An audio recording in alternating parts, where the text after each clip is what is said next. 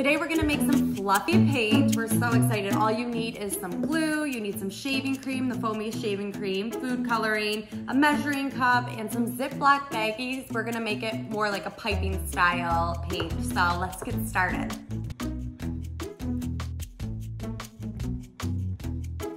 First, mix equal parts shaving cream and glue into a Ziploc baggie.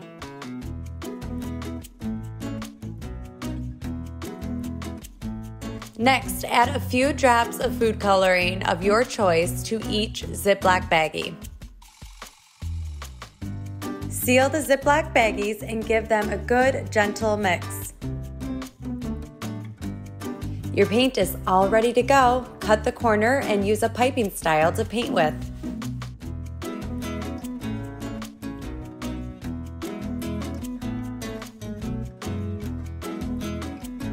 Once your project is complete, set aside overnight to dry.